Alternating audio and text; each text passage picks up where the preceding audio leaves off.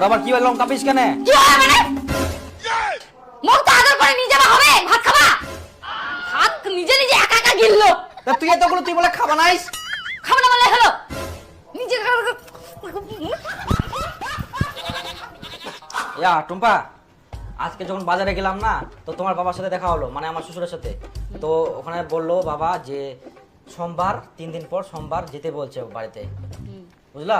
তো যেতে হবে, রেডি থাকো।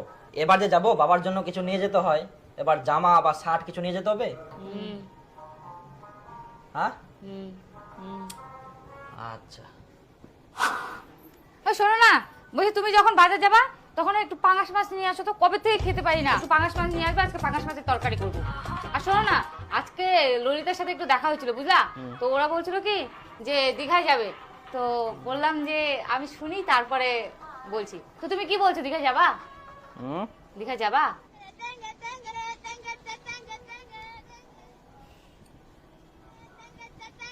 কি ব্যাপার, আমার কথা কি কানে যাচ্ছে না তোমার? তখন থেকে যে বলে যাচ্ছে কথাগুলো কানে ঢোকে না।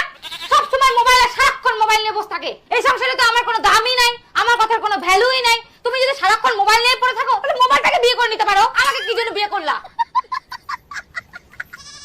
এনা বিয়ে কর না, বিয়ে কর না।